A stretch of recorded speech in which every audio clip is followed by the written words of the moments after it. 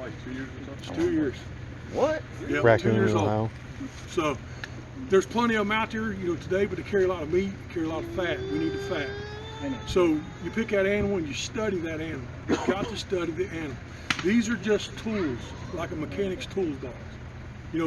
He got to know about the car and what he's working on before he uses the tools. These tools, there's a lot going on, there's a lot of confusion here. But each one of these are tools for a specific job, for specific use on an animal. Once I understand the animal, I know what tools to run on the animal. Everybody with me on that? Mm-hmm. That really gets you up high in the trap, especially survival trap, if you got to feed yourself.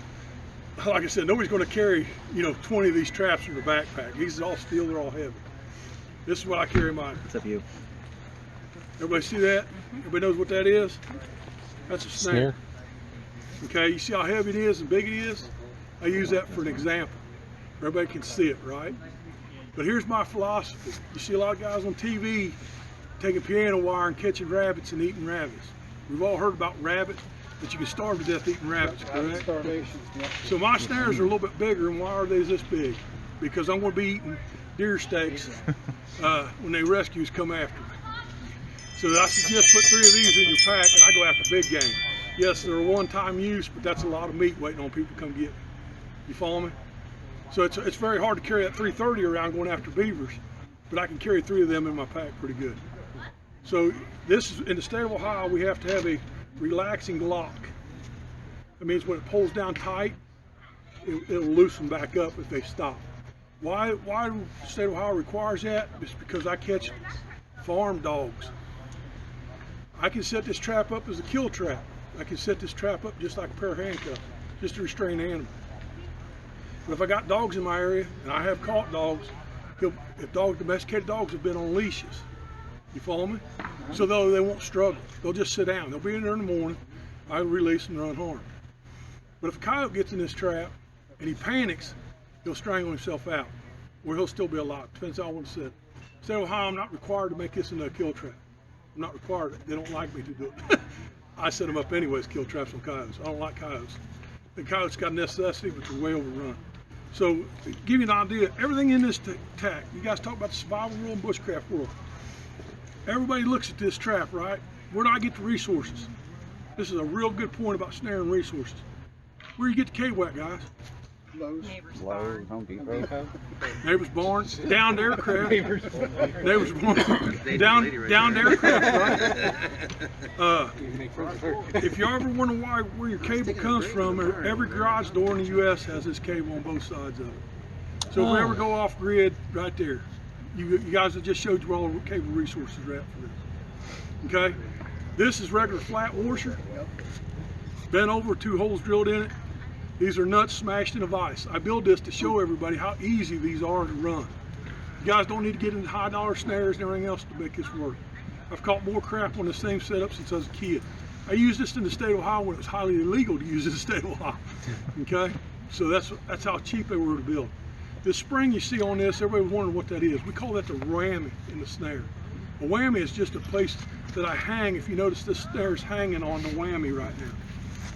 You see how it's hanging? The rod comes out and slides into the spring. But this is all scrap that comes out of your garages, guys. I want you to understand it in this bushcraft and survival world, the resources are there. You just gotta find them. I had comments on YouTube that snares, it's a one-time shot, not a really good survival use. It is when I'm using a little bitty piano wire. I'm going after big deer, remember? I'm going after a bear. This is big enough to hold a black bear. So to give you an idea, you guys want to be eating rabbits, you want to be eating big game. So, something else, you can pass that around and look at it. What else I want to talk about is I'm a snaring fool. I'll tell you a little story. I was trapping, I was carrying these are 330 conibear. I was carrying MP750s that double that size of trap on drowning rods with steel. Old trapping guy, he's by mentor, he's about 94 years old. He looked at me and he says, "Why are you that dumb to carry all the crap in the woods?" It's a lot of work, man, down in the water carrying. You ever carry a 10-foot piece of rebar? 10 of them go through the woods. And he says, where's the box? There's 100 snares. Do the math, guys. You know, what do you want to carry? You know, I got old and fat. I want to carry these more. You know, so it gives you an idea. Now you see how many snares I run. So in the survival world, I suggest you guys learn the snares, get good at them. But what I tell you earlier is study the game. That's set up for coons right here, because coons, you know, like on a trail set, I could spend all day just on snaring. And it's actually endless on what your brain can come up with. Remember, you're going after an animal, which is not dumb. We assume they're dumb. They are not. When you assume them, you're going to lose animals. What you want to do is focus on the animal, and then let your mind run crazy on how you want to set. I've got a set over here for coyotes right here inside the woods. The other things I'm going to go over, everybody wants to get in trapping. This is my trap basket right here. There's a leather guy up there named Randy Smith from Stitch Gear Outfitters. He done this basket for me. My pride and joy. It's very expensive, right? Hard to get in trapping when you go drop $500 on a basket, right? This is my original basket. You see what I'm getting at? This is what happens when you're poor and you want to go trapping.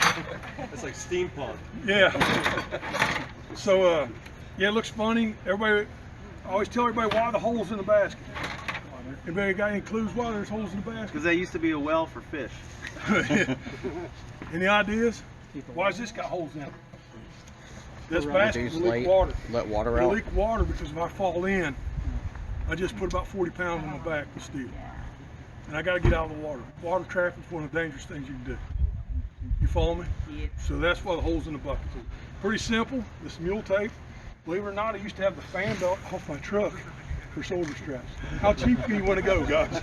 I mean, trapping, there's no money in it. Everybody says you got to do this on the affordability. I'll get you another one. 2 buckets, and so that's why I didn't want to shy you off with this basket. You can see the difference.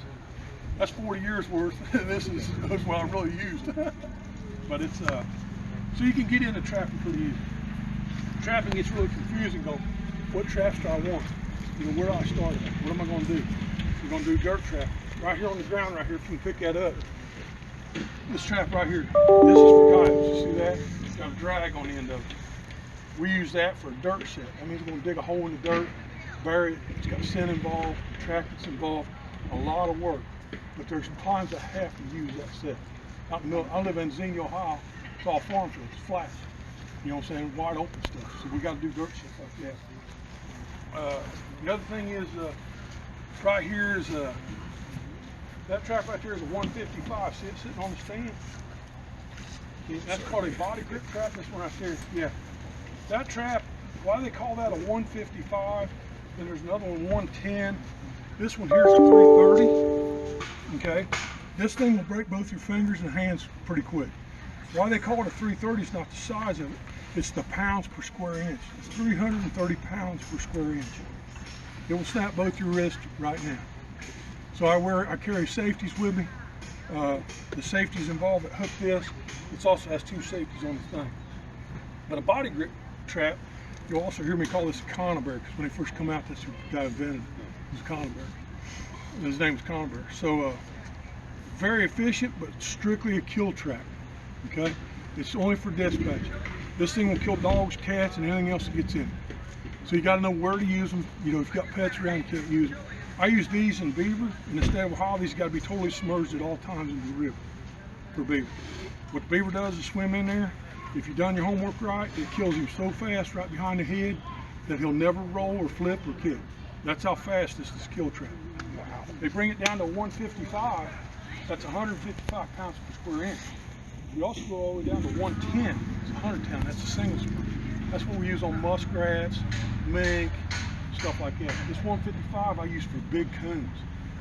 If you see the piece of drain tile there, that's my own invention. What you see in there, and this is what I was going to tell you, everybody's worried about off-grid and you know everything's going on out in the world. You know, you got to remember, if it did collapse, guess what everybody's going to do? Everybody's going to do just what we're thinking. We're going out in the woods, we're going trapping, right? I built that trap because I trap public ground. When people are hiking and everything like that, we walk around, they see that plastic tile sitting there, right? And they ignore it. There's 2 traps. The second one's not in there, but there's 2 traps. I use that at called Cedar Creek Campground for the coons. Okay, you follow me? and everybody ignores it. They think it's trash in the ditch or a pirate coming out the ditch. The coon goes in there, sticks his head in there for bait, and kills him instantly. Same on the backside. So that's 2 coons. They usually find 2 coons in that set. They don't care if the dead coon's there. They'll eat right next to their buddy dead. They don't care. So it's kind of they'll die right next to their buddy. Yeah, they don't care. But that's my own setup. It's kind of unique, but we got to call stealth trapping. You know, like I said, everything's going on. We got to talk about stealth trapping. You know, remember, everybody will be out doing this. You know, you think about it. I want to tell you a story. My grandfather was a big trapper, come through the Depression in the 30s. Well, when I was about 15 years old in 1980, the fur market was really high. I was getting $45 to $50 a coon for a large, $100 for a fox. We didn't have coyote, didn't have beaver. And I was 15 years old, no car, couldn't get around. My grandpa would take me out and drop me off. Well, I'm competing at $45 a coon for a large. I'm competing with all these coon dogs, coon hunters. It was crazy. Coon hunters hate trappers. They throw the traps, shoot your traps, tear them up because we catch your dogs because we got bait in it, right? So my grandpa told me, I said, Grandpa, I can't compete with these guys. If you did catch a coon, he was run to death, tore up by dogs and stuff. So this is a very good point, guys. I want you to really pay attention to this. My grandpa said, look, you're not thinking.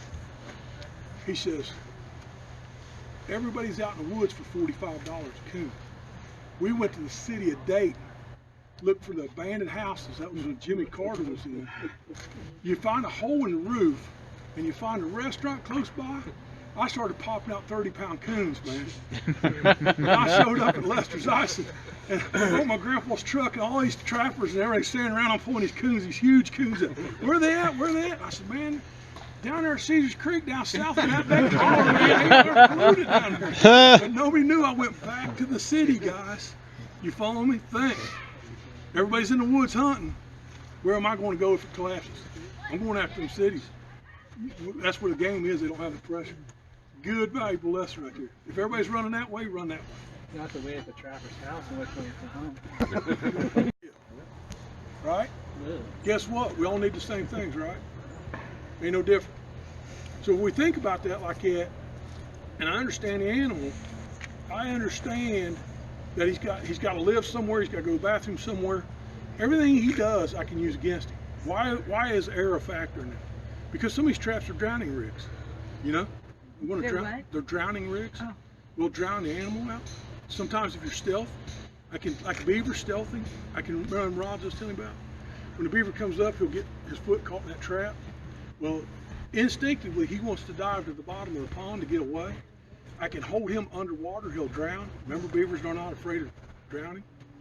But he'll drown under there, and you could walk by and never see that beaver 5 foot underwater. You with me? So now I've got my game hidden again. You with me? That way trap thieves can't find it, stuff like that. I trap a lot of beaver with snares up on the land. But there's a danger to that because the coyotes can get to them, other predators get to them, and people can get to them. But if I can drown him under the water, you know, he's all hid. So see, there's a balance point because I trap around other trappers. We have a lot of trap thieves. You know, these are $22 a piece. There's a lot of money here, guys. You know, so you've got to stay stuff hid. So right now, any questions? Anybody's got any questions right now where we're standing? Everybody's staying on charge. I talk a little fast, but I got a lot of cover, man. Soaking it all up. It's like I said, there's all kinds of ways. What I like to talk about next is what you don't really see on YouTube, and you don't see a lot, and it's called dispatching. There's an art to dispatch animals, guys, okay? I carry a 22 or 17 HMR. I do not carry a pistol with me. I didn't bring it here because we don't have no firearms here on premises. It's called a calp. It's a little bit, looks like a little survival rifle. Why do I use a rifle and trap line other than a pistol? You can get right up. Well, you get closer to them, but what else? Quieter. It's quieter. I can put my can on it. I'm licensed for a can. But why else? Because I'm an opportunity trapper. There's many times I've been picking a trap here, and a coyote crosses the field in front of us. And I get 2 for the price of 1.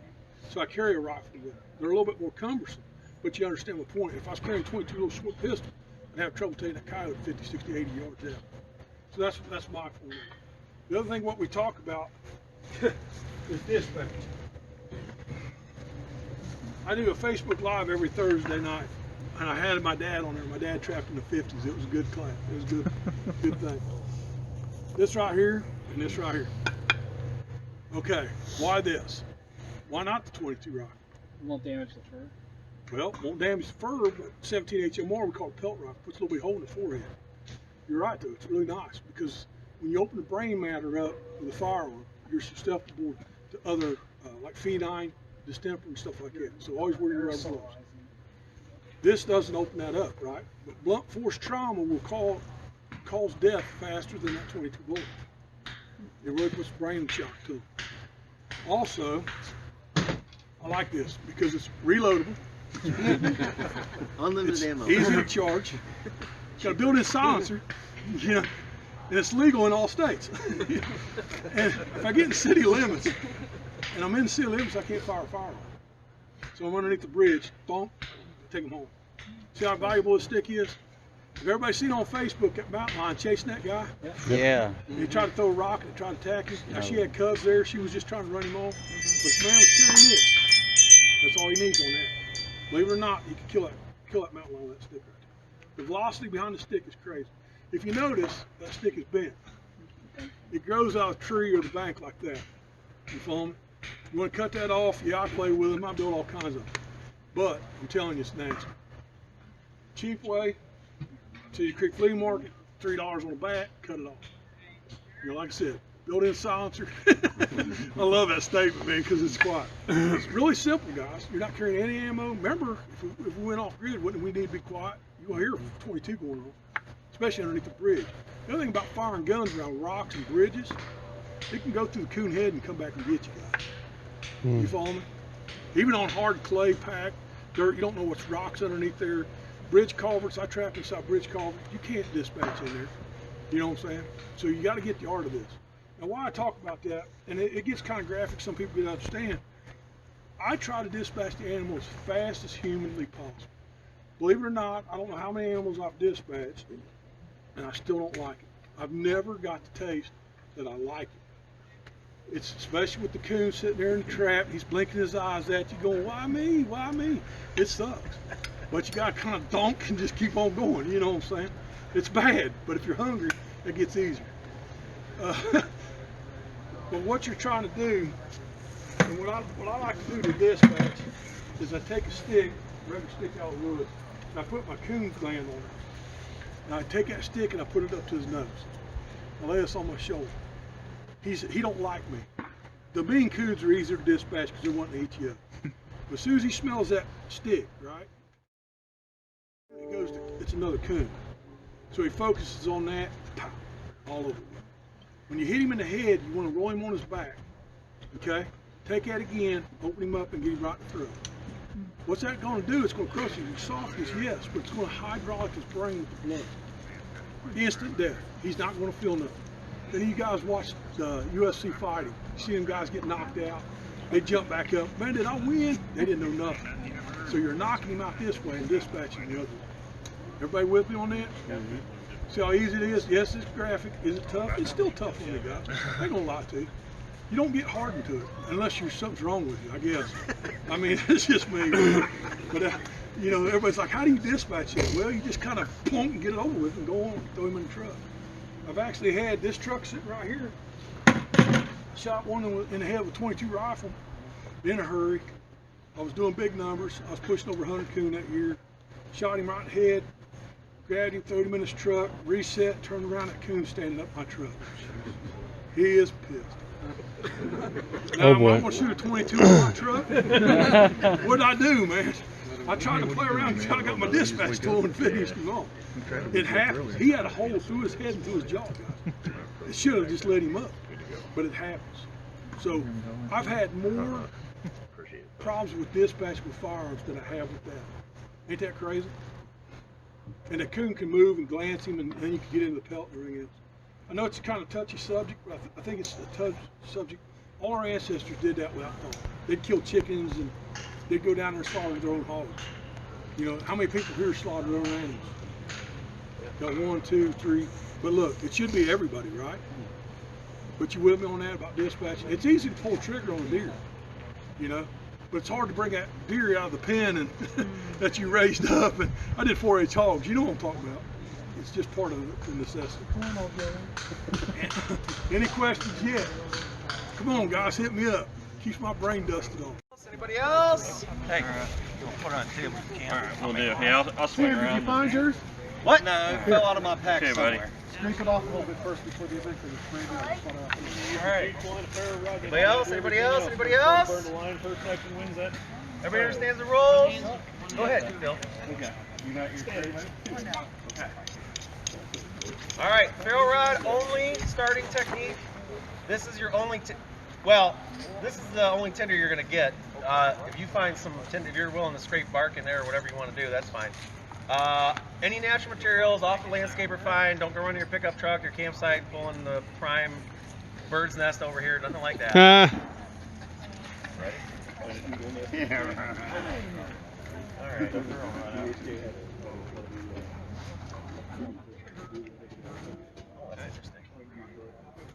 What, are you okay? We're good? All right, y'all ready to run into the woods?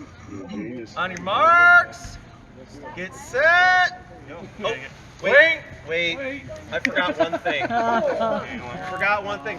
This is a one-handed fire starting challenge. What? Everybody's gonna get their wrist tied up, whichever wrist you want to not use, and you cannot use that hand to start the fire.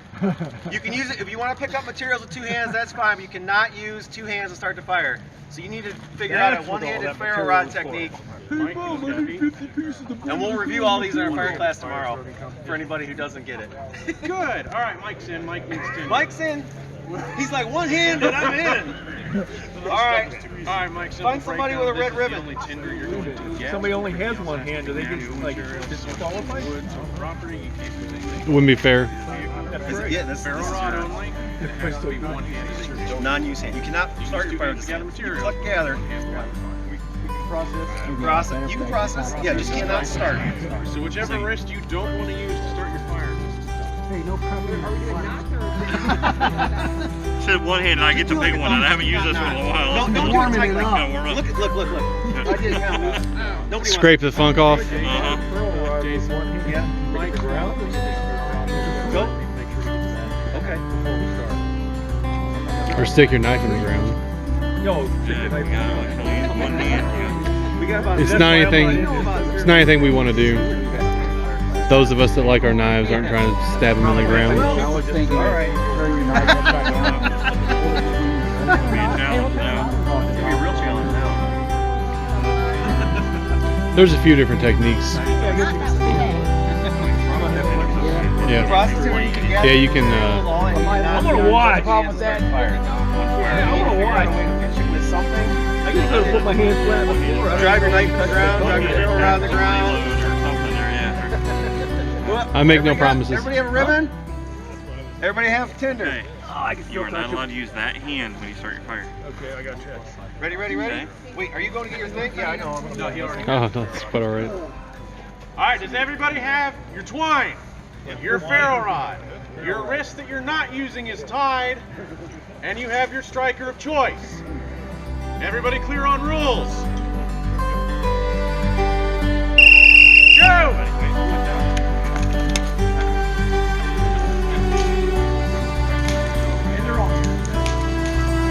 And everybody's off.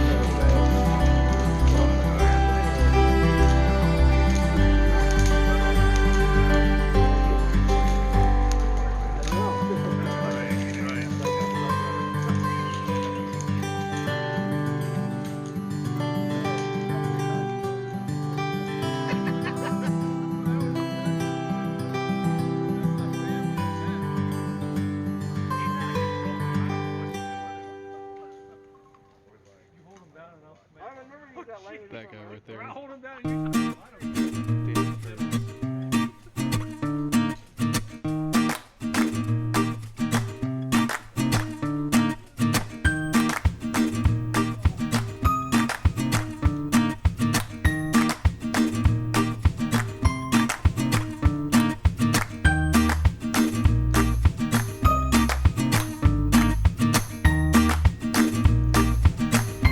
You guys are in the middle.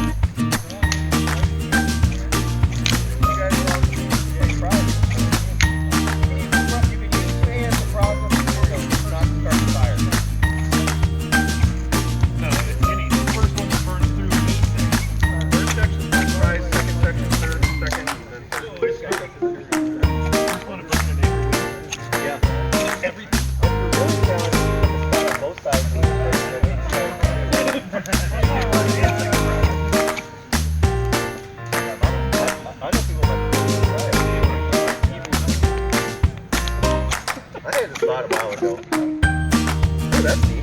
I never seen anything like that. I actually watched I watched a video on one-hand firefighter. This guy did a TikTok. I never seen anything like that. So fish out exactly did that. And you get the video. Yes, sir. Yeah. Oh, yeah. You know, yeah. I mean, in a realistic situation, you want a big chunk of wood. But some of these guys stand right into the ground. I mean, it's not gonna hurt them.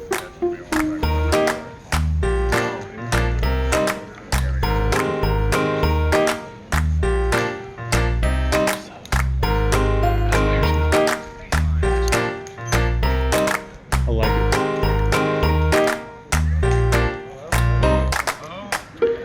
I'm gonna have to sneak on by.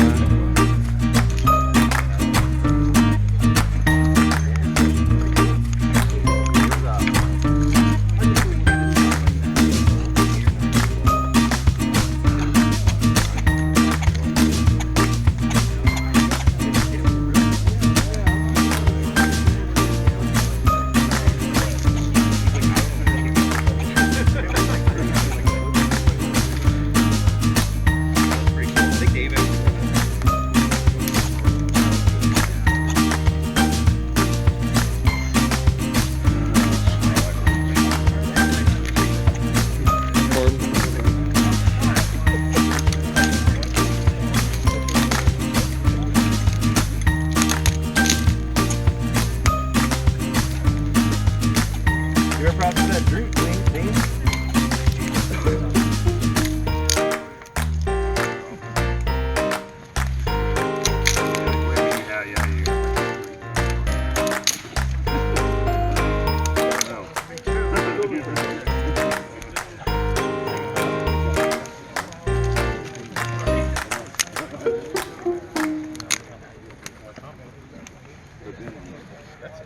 I like the technique, yeah.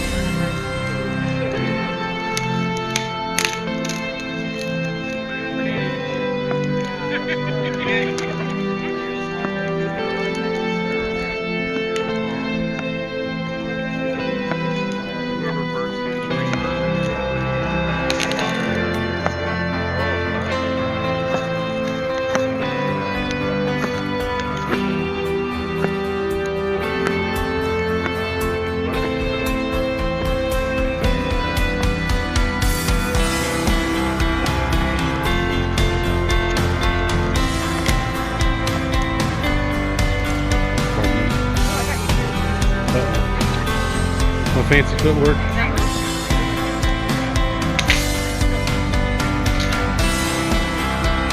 Oh yeah? Well, guess what? Aha, I got you too.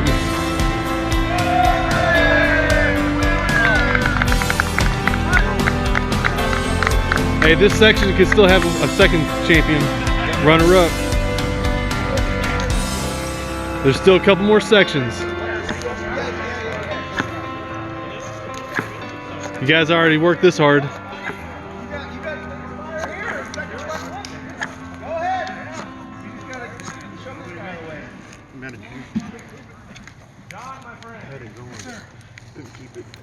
Oh yeah. I know, right? He's got some, well, you know, whatever. It is what it is. I'll allow it. Those are battle trophies. His little stick bundle here, he's got any more sticks than that.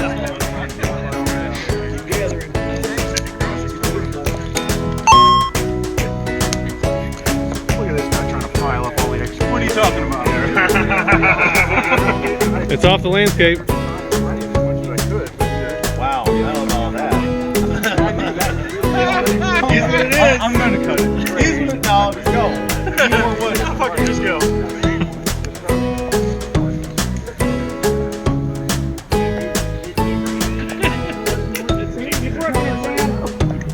Boy, oh boy. Still anybody's game. This flame's dying out. But not the flame of our hearts.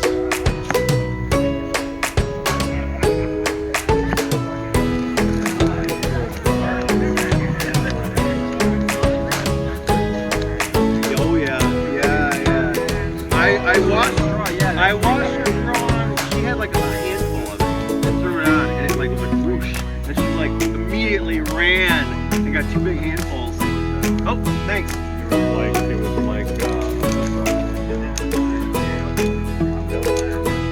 Okay.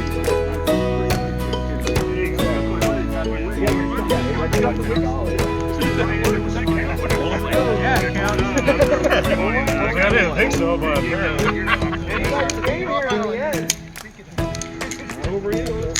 Look at these guys. Motley crew. Yeah, indeed. right-handed not engaging that. Somebody has like asbestos here. They can pull that big bot. Thanks, Dave. Going up the pole.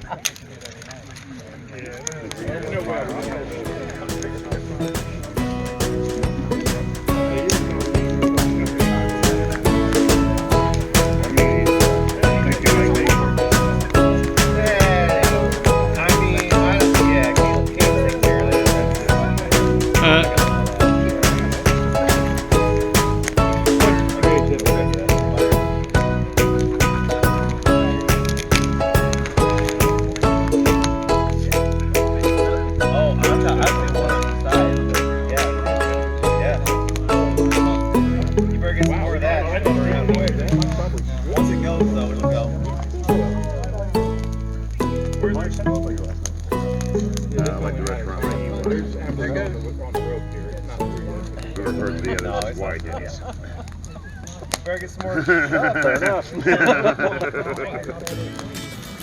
Okay. He's got it going on. Nice. I say, what's that string made out of, man? This string is no joke. If you should have just let it go, you already had it burning.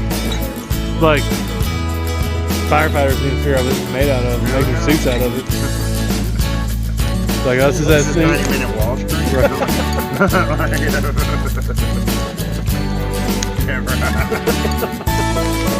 To just use that as a challenge. Why is it not burning? Just troll people.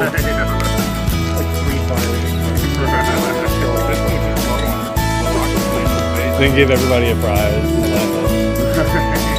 Like This thing would be in a good sport. Right. Yeah, actual number 1, what direction is it coming You're on the punk version of bushcraft. from? Yeah, right, dude.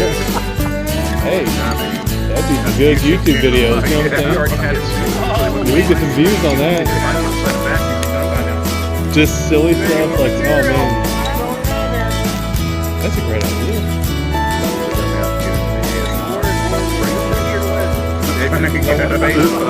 Hey, you know there's a market for that. Oh, yeah, absolutely. There is. You could just make a little campfire. Yeah, that's Yeah. sticks in the base and lift it up. Yeah, right. No, I was gonna say, yeah, they like that though. Get it real close so they can hear like Yes. every time.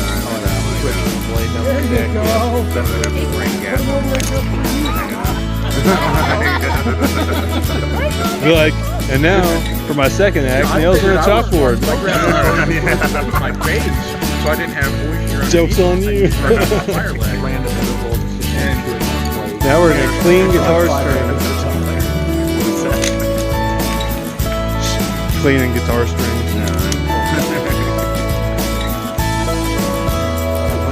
Yeah, now I'm right again. Those guys looked like they were about a minute away. Yeah, take that other spot. I mean, for real, that one dude's got half the stuff already set up. I would just snatch up this. I mean, at this point, it's like whatever goes. You know what I'm saying? Oh yeah, sure. That's what they don't say.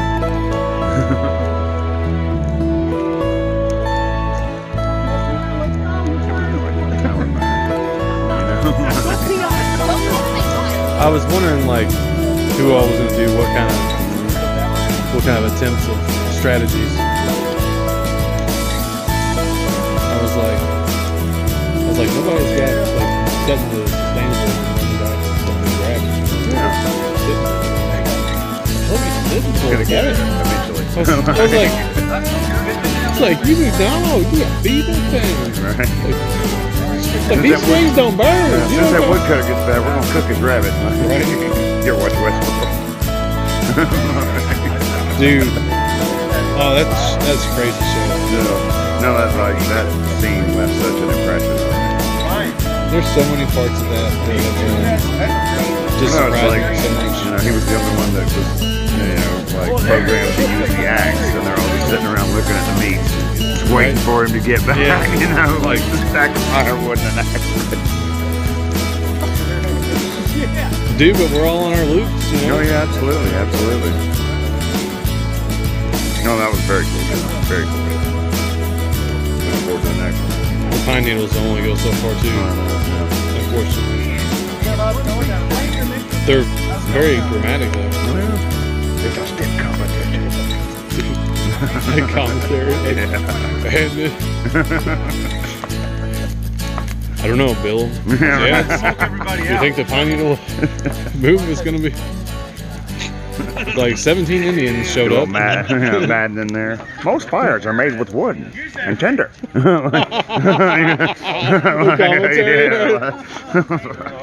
You know these needles come from the white pine. Yeah, right.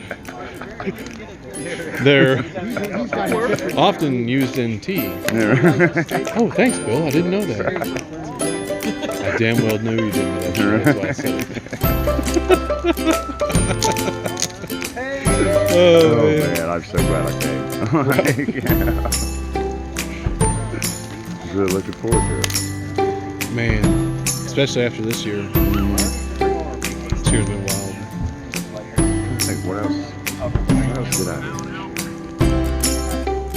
Other than going to Jackson's, yeah, not really not anything. Right. Like, yeah. On Dark Knight. Nice. Now we're on to the news. Dude, what is going on? No. Oh, what'd you do? Oh, hey, nobody said he couldn't. Like, bam. It's a raised bed Yeah. platform. No. Yeah.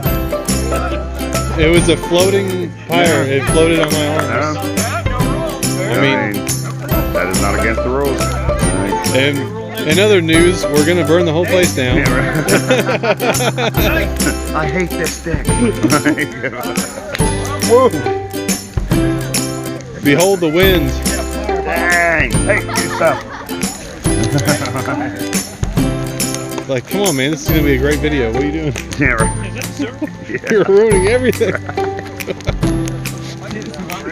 And I would have got it too if it wasn't for you meddling kids. And now to the third string. Right. As we proceed past the steps of doom, to the third string we go. I don't know, Bill. How do you think this one's going to turn? Yeah, right. Well, they're putting in the third string, so. But you have this outsider's perspective on it. oh, nice, and it's a little warm to stand there. Yeah, Nice. right. Hey, We they've got fire, man. got a built-in heater. Are we gonna put that one out? Maybe. We'll put that on there. You probably do that. Yeah. Yeah, I'm getting on this.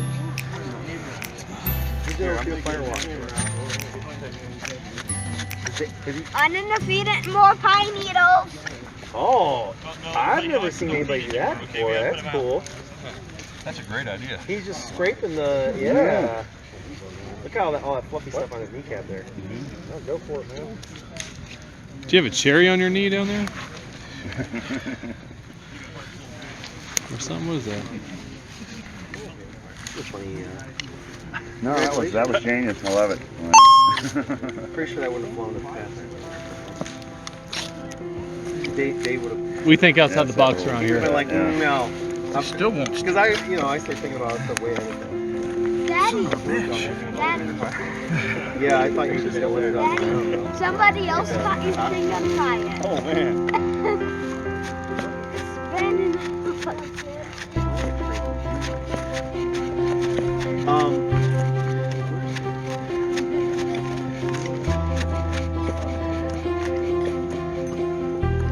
Hey guys, I don't want to point out the obvious, but there is an already lit fire. Got it.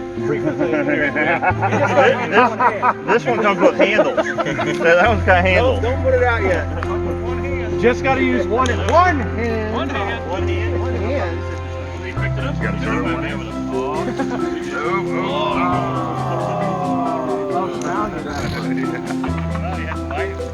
That's commentary. It's like when Fire transfer. Chili in the office. See that episode? There. Oh. Somebody needs to turn fires on. One-handed fire.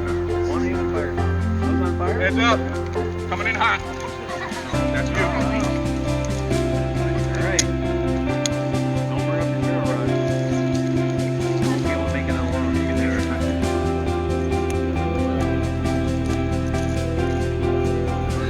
No. Just like it was the Canadian guy. Robin had, and then yeah, another guy. Too late? No, it's not too late. You gotta tie off your hand.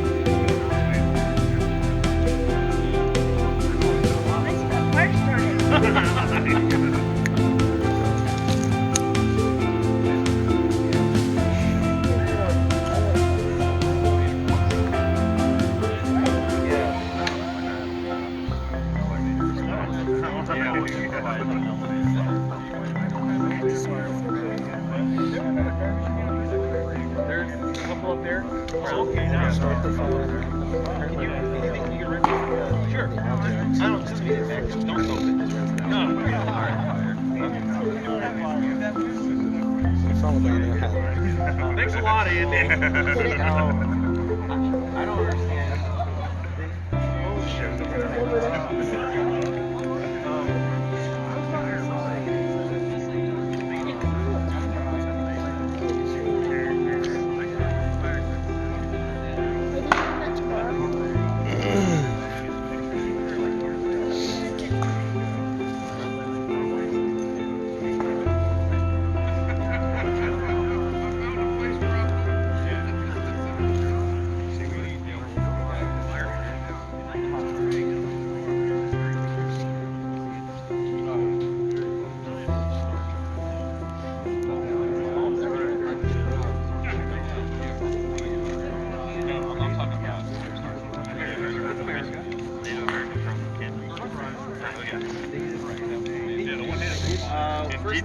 First Nations people, I believe.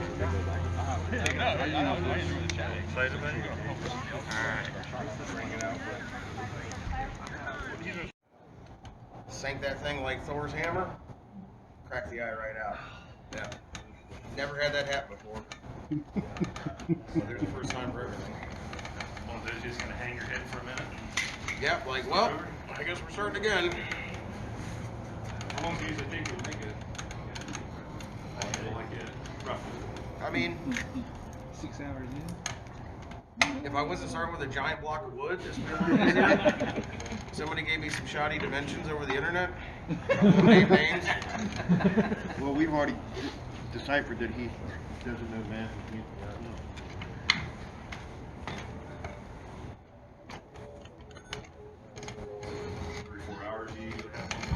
Yeah.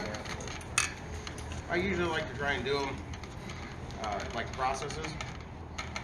So I'll start off, I'll cut a batch of blanks, and then I'll rough fit them to a couple of heads, and then I'll rough out the handles, and then, you know, I just kind of like work through them like 2 or 3 at a time, just because that seems to make it easier to, because once you get in the groove of doing one thing,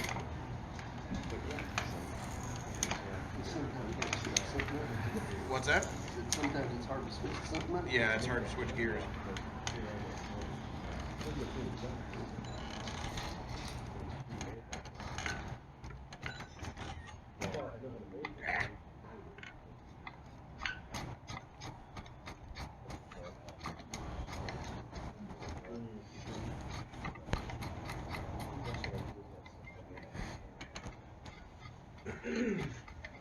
Most exotic one you'd use for a handle? Osage is definitely up there. I do a lot of flame birch, which is real fancy, curly looking stuff. That you can't even think to try and carve with a draw knife. It almost all of it has to be rasped out with a rasp for the most part. I mean, you can rough it in, but once you start getting close to your final dimensions, you can't even touch it with a draw knife. What an iron. You see all that twisted. I used to watch old men do that in a hatch. Look at that. Well, that's what that big stump over there is for, but I didn't bring it over here. Wow. Good thing that ain't sharp. We behind first aid class. And that's the other thing too, I definitely will say, if you try this at home, sharpen the axe head after you have it like 90% hung. There's a reason why there's super glue in my box.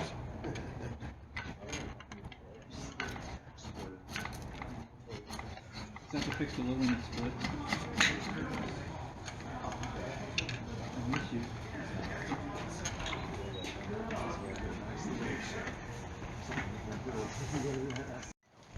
When you have a fresh strop,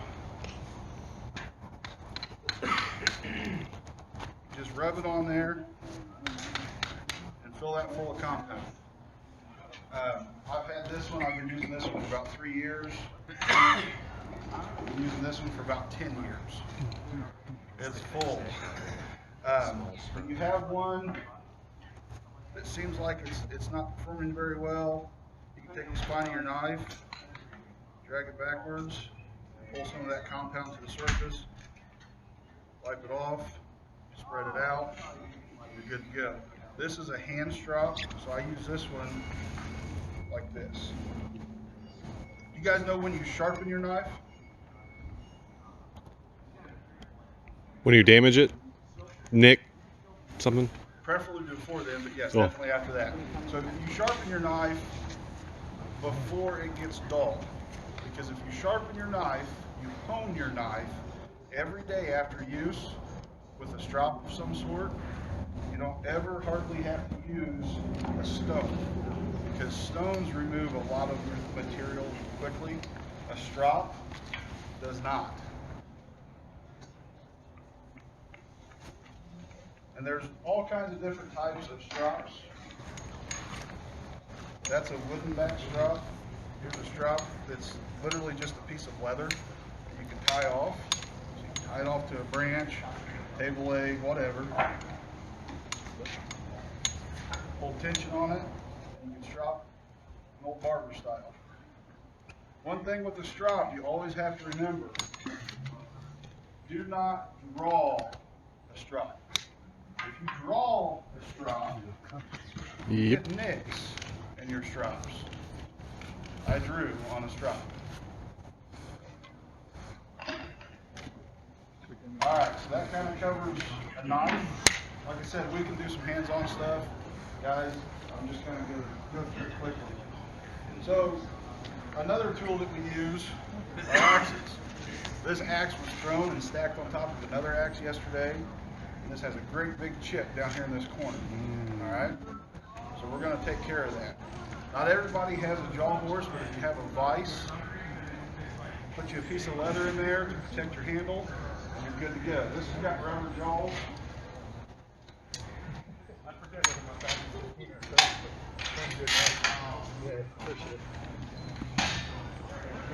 Alright, so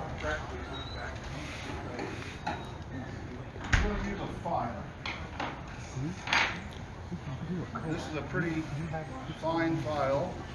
This is called a mill bastard file. It's a Nicholson. You can pick them up at most of your hardware stores, $7 or $8. All right, so a lot of people want a file like this that exposes your fingers. So I do something that's called draw filing. Files only cut one way, right? So they cut this way. Well, how can you hold it like this? Hold it in your hand like this. Set your hand on the pole, bring this down. Now you want to look and see where your angle is and try to follow the factory angle. All right? So you adjust your left hand, or if you're right hand, or if you're left-handed, you adjust your right hand. That file is still cutting this direction. Hold out here and draw. It's only cutting one way. I'm not pushing it back. If I push it back, that's cutting the opposite direction that it should cut. Files cut one way.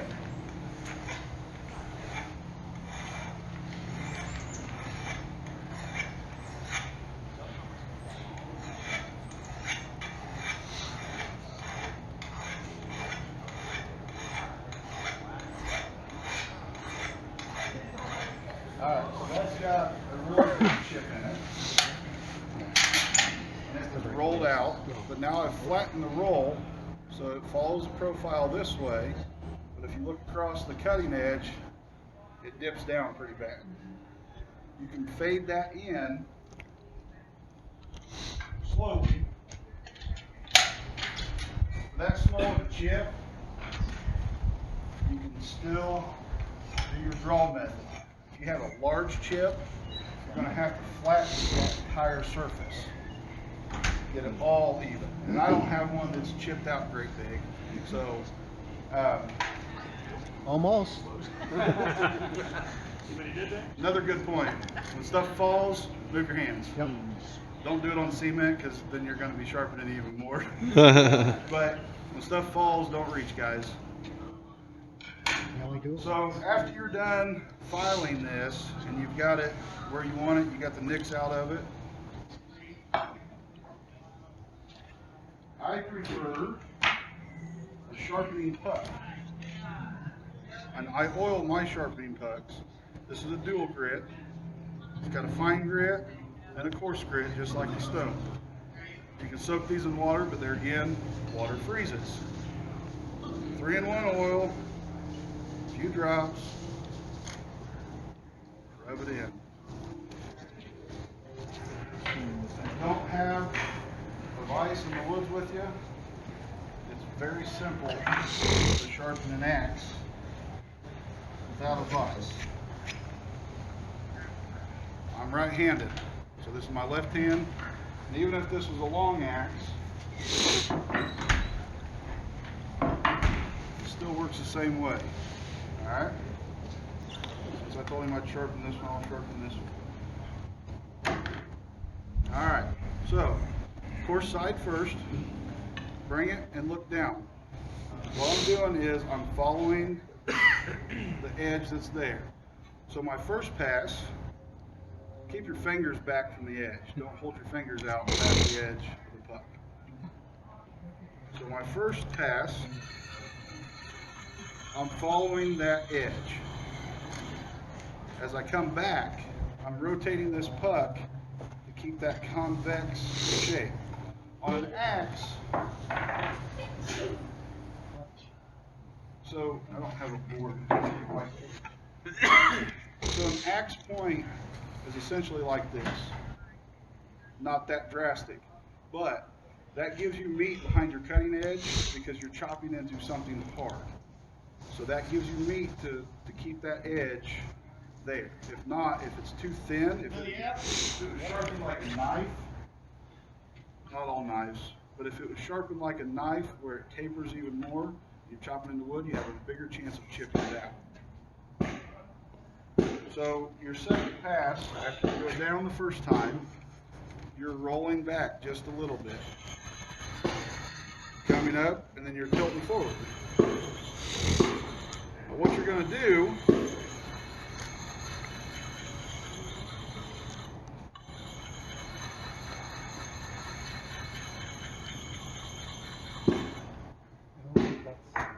create a burr on the opposite side, and you want to feel that burr. So when you've created that burr and you can feel it along the entire cutting edge, then you've got that side started. So we were here, now you're here. If you want a little more stable, you can put that against the inside of your foot.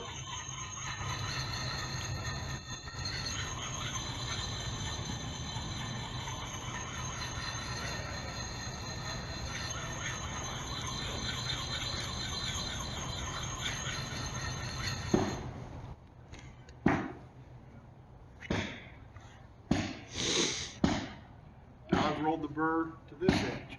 And that burr is just a microscopic piece of metal because you're taking metal away and you're working that back and forth and back and forth and back and forth.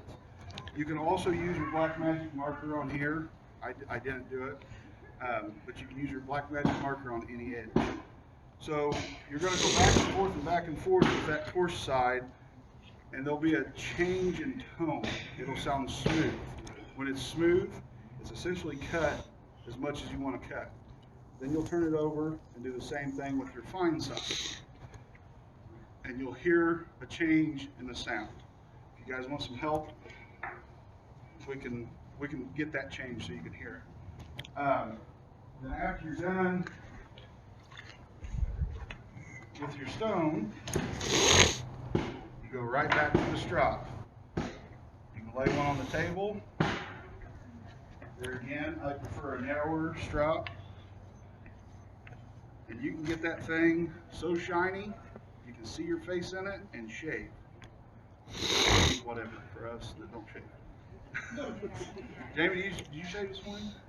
No. I thought you did. 15 years. Yeah. You grew back that quick, yeah.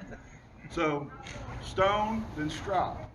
You don't always have to stone an edge, even on an axe. This is a relatively new axe, like we started with it yesterday.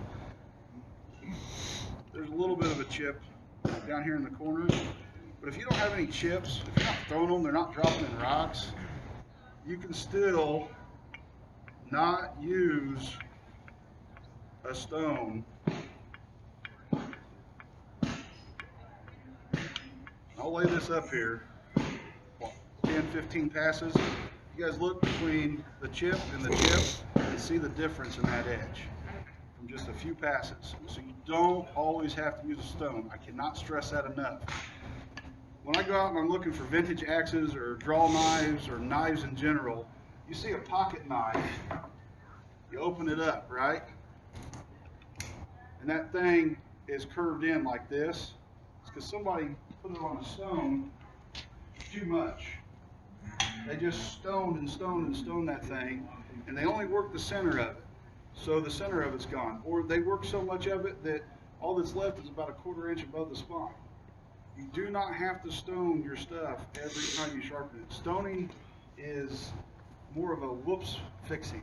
If you use a stone, use a fine stone, unless you've got a big chip.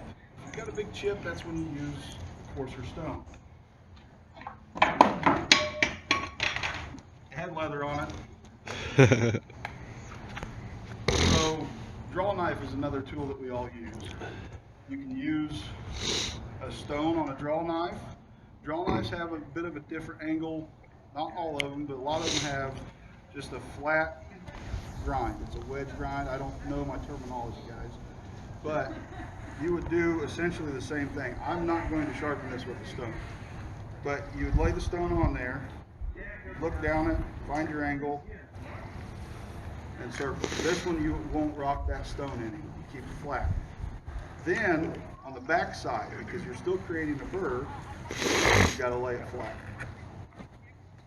You can tell the finish is still on the back side of this, because I did not use a stone on this. I use a strop only. And I'll go back to a narrow strop with this. Drop it, flip it over, strop the back side. Strops, strops, strops.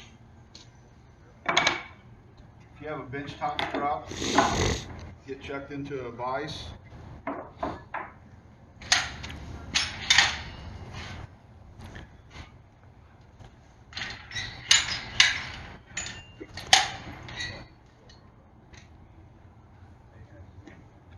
leave it up above your jaws.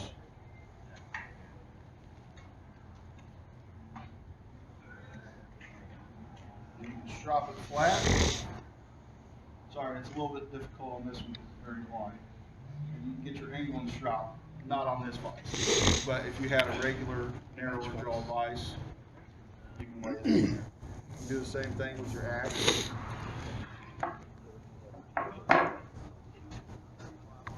Lay it flat, pull, push, pull, push. Your strop stationary. You don't always have to use a hand strop and push it.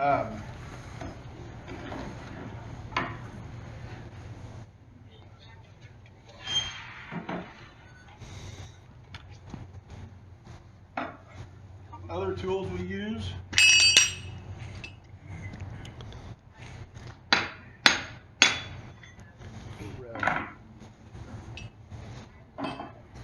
Approach. So it's still like a draw knife, it's just a straight edge. You do the same thing as you do a draw knife. Follow that with your stone if you had to, and this one needs a stone because it's got chips in it, and then strop it. This little doodad here that I have no idea what it's called. Is that an adze? This is an adze. This might be an adze. This is a bull adze, and this is a regular adze. Alright, so that's an adze. I've never used this tool, obviously. It's rounded, and then it's curved in here. The bull adze is rounded this way. I don't have a stone that'll fit that. Do you guys have a round stone? You can use a diamond rod or something on there. And I left my diamond rod down there. But there again, I'm going to go back to the strop and roll it. You guys see? Sorry.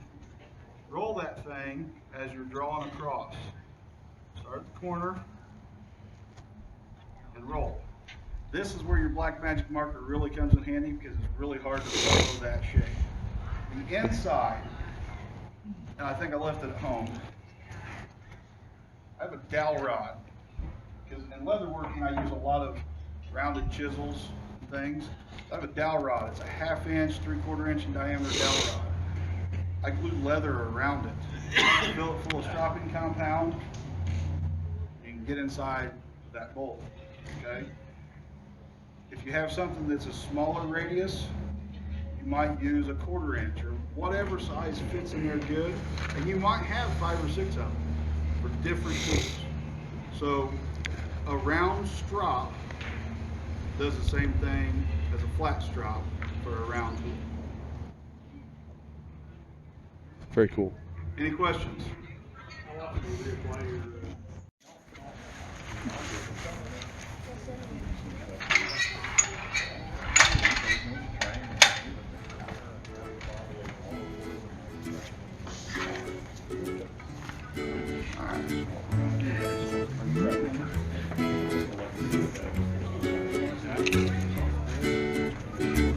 Oh, he's got the good shit over there. Sorry, we didn't mean to run y'all off. No, you're good. Pull in.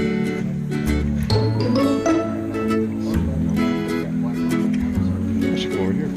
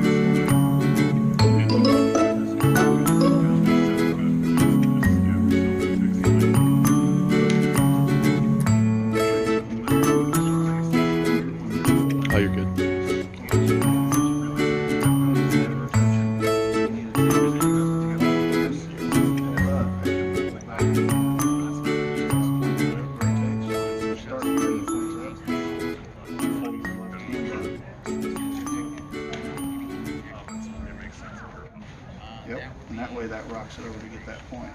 But look, if you're to that line, that marker line going strong, you're doing good.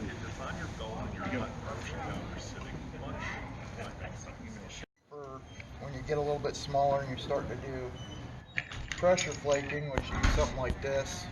This is copper, or you can use something like this, which is just a piece of antler, and you can dry flakes of that. And I'm just gonna, there's not a whole lot to it. Right now I'm just gonna start by trying to flatten this piece out, because you'll notice they got like a convex and a concave side. So I'm gonna try to flatten it out a little bit.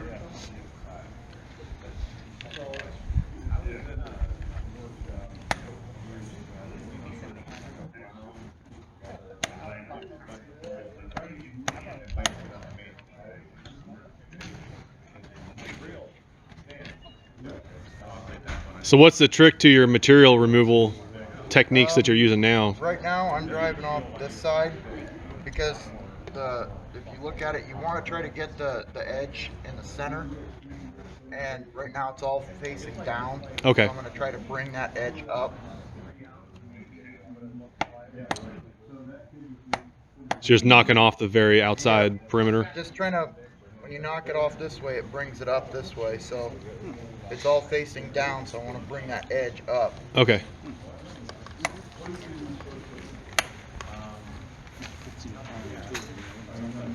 With bottle glass, it's probably a good idea to wear gloves. I was wondering that. Because this fine little glass dust will get in your hands and you won't see it, and it just hurts. I should be wearing eyeglasses too, but the only pair I've got is this pair here, and they're kind of wrecked. You can get your sunglasses. Yeah, it's bright enough. That's nice.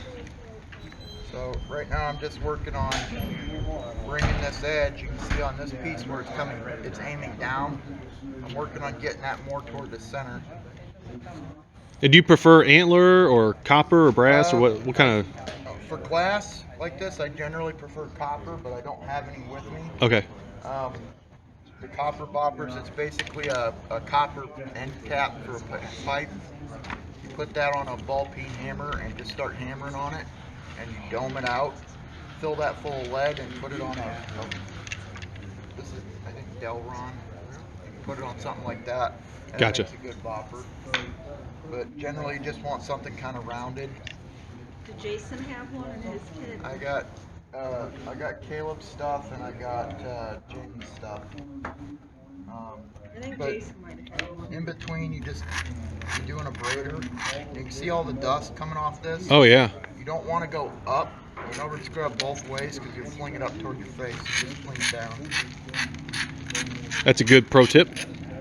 I can't remember the name of it, but there is a lung issue that you can get from doing this. Silicosis? Oh wow. That might be it, yep. So by breathing the dust, so it's I try to not.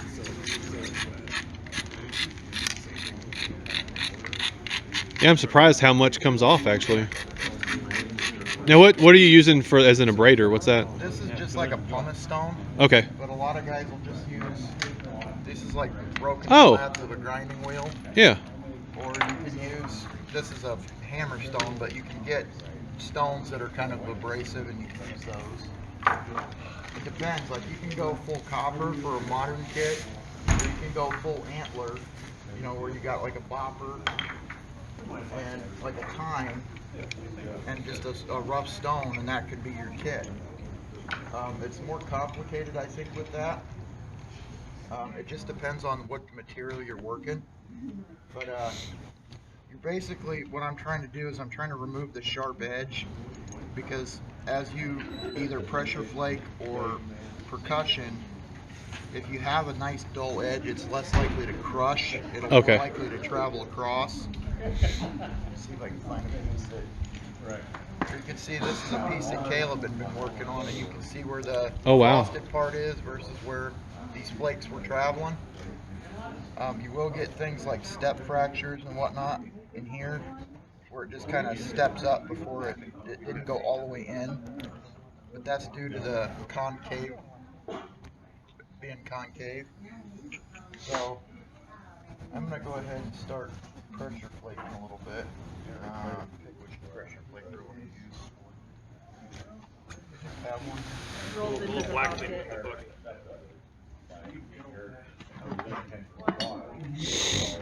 I'll just grab a different one. So there's all different types of hand pads. I generally like just a folded piece. This isn't mine. I generally use deer leather because it's soft and I can fold it up multiple times and get it just how I want it. You can use things like this, which is just a rubber pad of some sort. You can buy these on different websites, but you put it in here like this. The downside to this is as you're driving a flake, you're driving the piece into your hand. I prefer leather, so what I do is I just pull the piece of leather up, put it in the heel of my hand, put it like that, and I just find a piece that looks like a good platform and snap a piece off. And when you're doing the pressure flaking, you want to push in more than you're pushing down. With some of this stuff you do want to watch because I've driven these into my finger before, so in and down, and it drives the flake. That's how you get a better flake. I wear leather glove on the hand that I'm folding the leather with because I bleed like crazy. See, I'm actually already bleeding from this. You will get cut, so if you're going to start flint knapping, keep some band-aids on hand. They're never really bad cuts, it's just nicks. Yeah, I wear a thin leather glove on the hand that I'm doing, and then I still put the leather pad in my hand. But that keeps me from getting like little tiny dust and shards and stuff.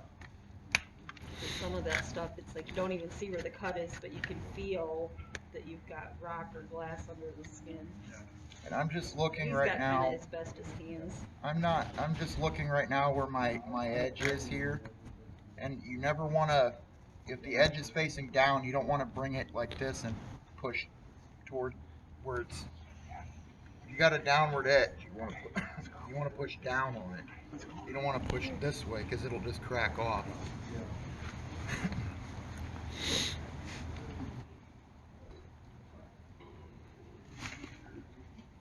Band-aid, Darrell? No, I just needed to wipe the blood off. It's getting everywhere.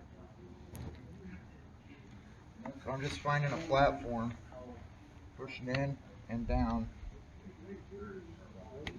And if it don't give way, you might be going the wrong direction.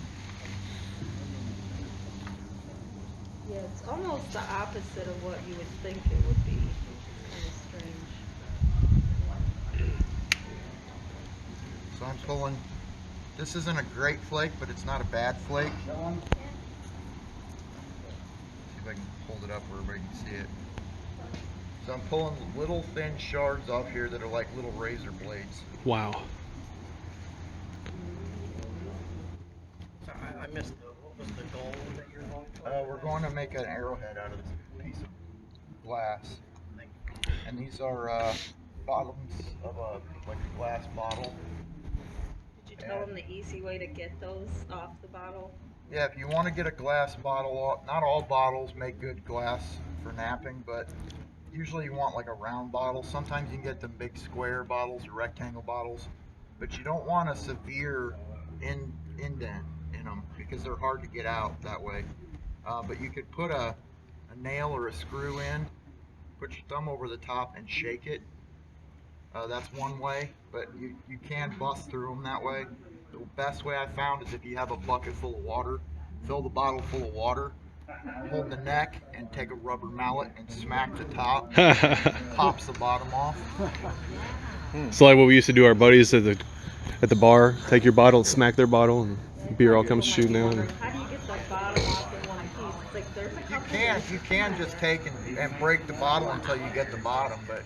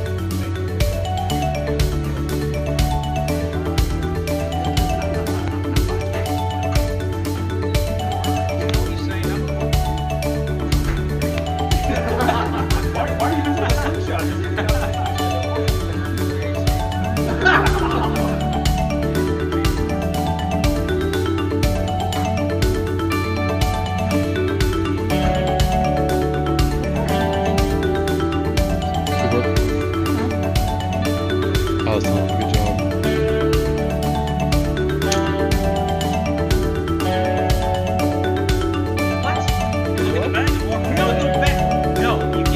It's a mystery bag. It's a mystery bag. What's in the bag? What's in the bag? You want the bag? Okay, I'm gonna take the bag. Well, now we have to know what's in the bag. Ryan, what's the mystery bag? $1,000. Another bag. Oh, nice. More bags in there. It's like those nesting bags. bags. American nesting bags instead of Russian nesting bags. Yeah, bushcraft nesting bags. American bushcraft nesting bags. Yes. Have to specify. I like that. We're gonna have to make it an acronym or something. Okay. Or some kind of clever.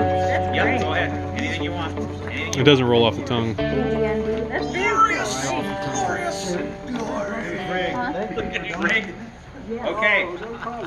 The next, tied for 2 shots apiece, is going to be Silas, Curtis, and Ryan. Oh, go on, Curtis. Ryan, Go right? get it. And Daniel's on the top. Yes. 1, 2, 3, 4. We're gonna do 2 rounds.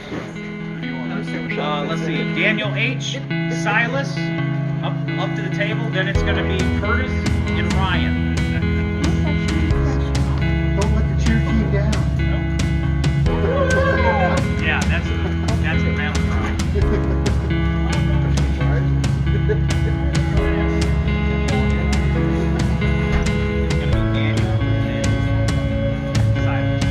Oh yeah, they're doing 2 at a time.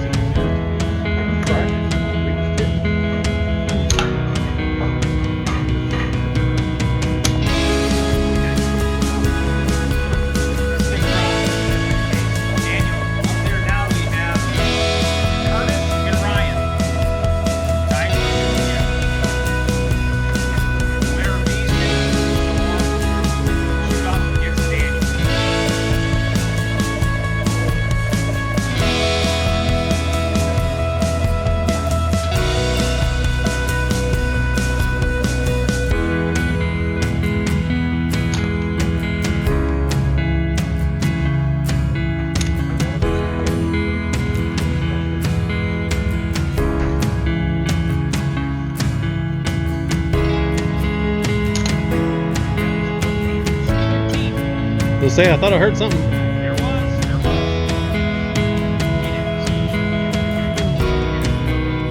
Yeah.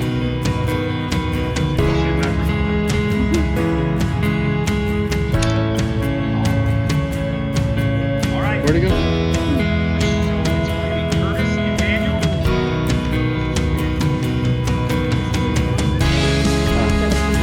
Well, yeah, these talk about more.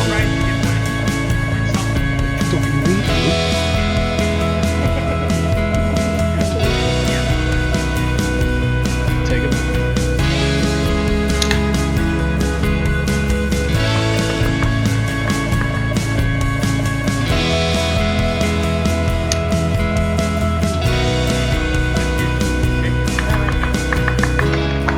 Woo!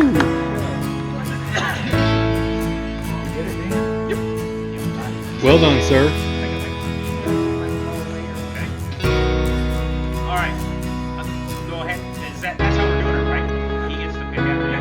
Yep. Curtis. All right. That'll work. All right. In the final showdown, it's John G, Ginger, Little, Aurora, Andy. Oh, snap. That would have been fine. Okay, that's because what's his name? Alright, this is the real deal. Number 1. Back when we were sitting there, sitting under the tarp and torrential downpour, wondering if we should build a moat. I've done it. That was nasty. You gotta look to your side to make sure nobody's throwing. Go ahead and throw yours again because I'll yell. Okay?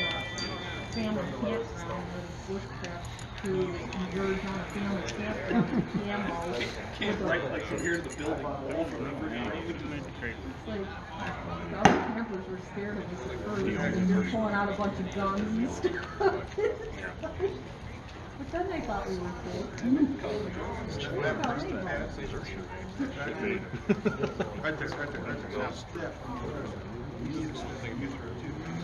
I don't know if you want to skip it. Alright. Start with your toe. No, I mean,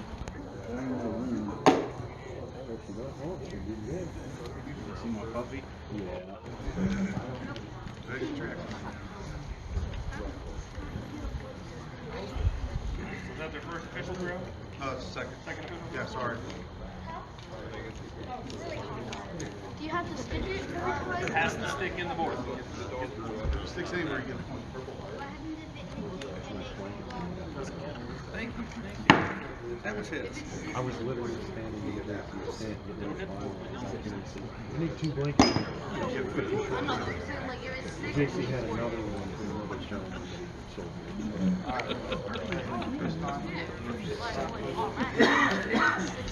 there you go. That's a good point. More would be good. You know Spencer. You live in the stone house. not by name. Last throw. We're scouting leaders.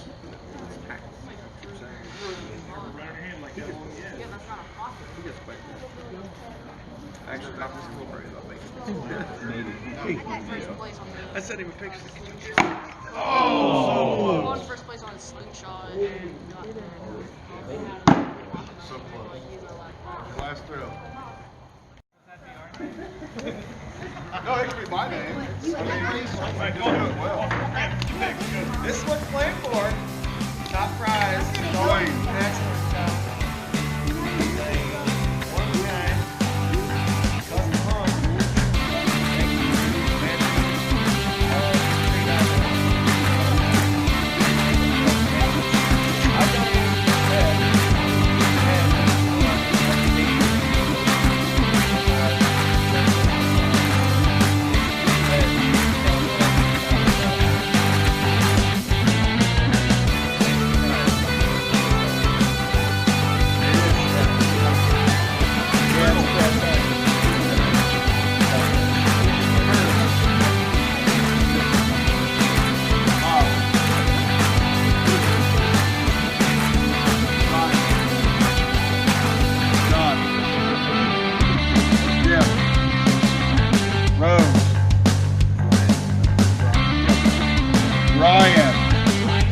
Ryan. Dustin. Silas. Anybody else?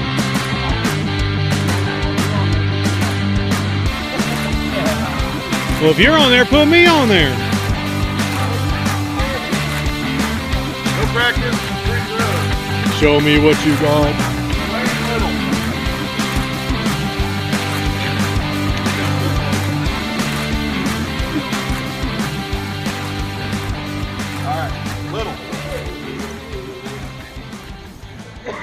Alright guys, don't pass the line. If you're going to step, I strongly suggest. Hear me? Step to the line if you're going to step. It's hot. I tell it. Okay, you have to step back. Wayne one. Little one. You just a little one? Huh? Just a little one? Yeah, just a little one. All my life. We doing 5 minutes? 3 throws count.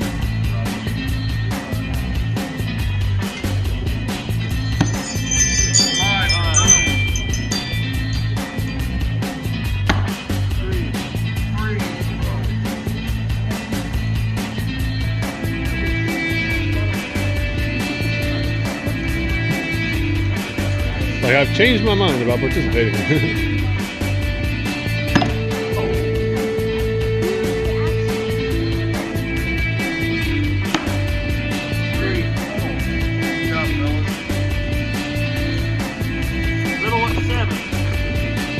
Rob with a reflect. Curtis and Bob.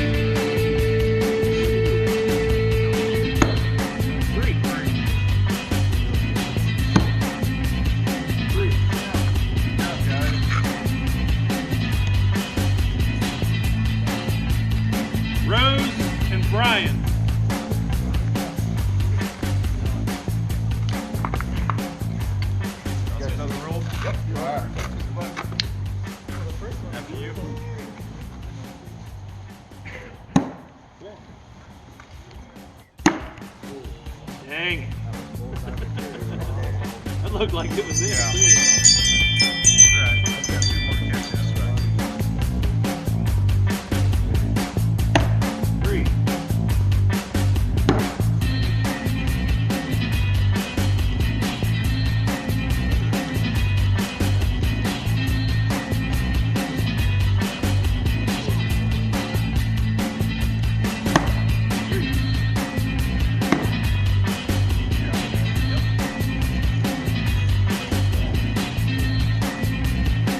Justin Silas.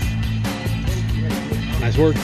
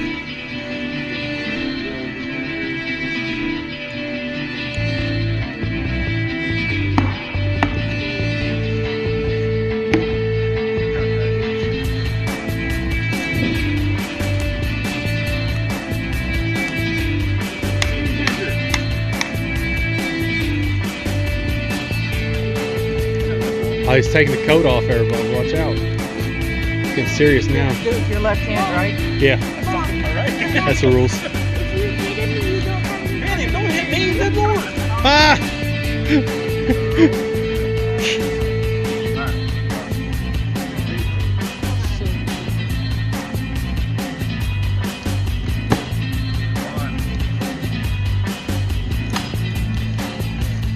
Yeah, I guess I should write down for you, huh? Skin of his teeth.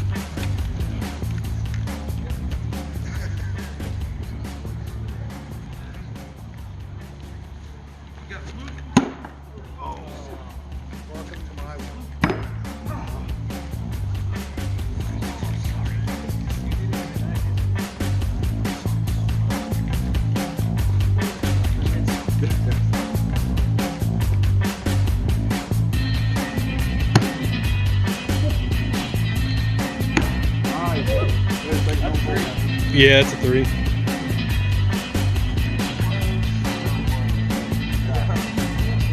All right. Good job. He got 2. No one's won yet. We got a tie. We need Ryan and Little. There's Rose. Or, yeah. Rose and Little. More or less. Is that how it is? Yeah. Ryan and Little. Rose and Little. Oh!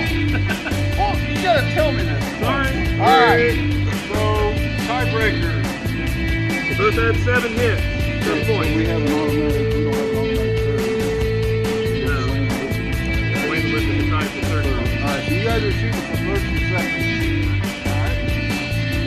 Two throws. Hang tight 1 second, Bill. Alright, firing. Button.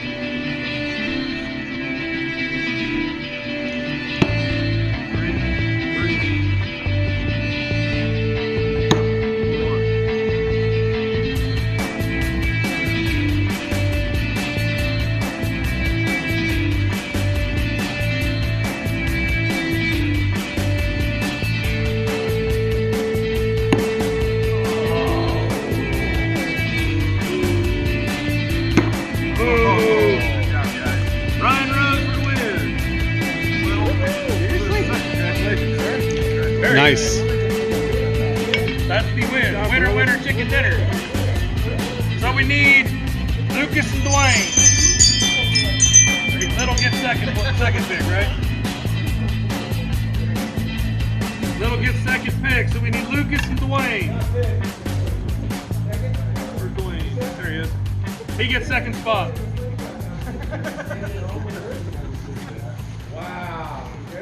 Going for third place will be Lucas and Dwayne. Hey, I'm not throwing Good throws, gentlemen. Good throws. a little nipply. Hey, since you're a tall guy, you want the tall target? Okay, he's a tall guy too. We can do that. That's fine. This was my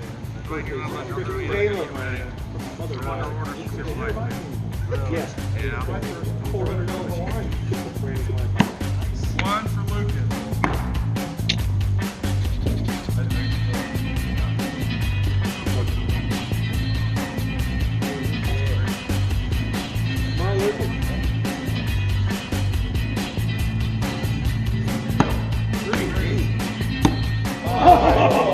Five for Dwayne. 5-4, Dwayne. Wow. That's it. Dwayne gets the strut kick. Fuck you. Nice. All right, hey, can you get a picture? Ryan there. Hey, Jason. Yes. All right. Do we want to hear who won the chef comp, or do we want Tracy to drop? Why don't you drop? Get over here. Gee. Does anybody want axe throwing targets? Nope. Selling them?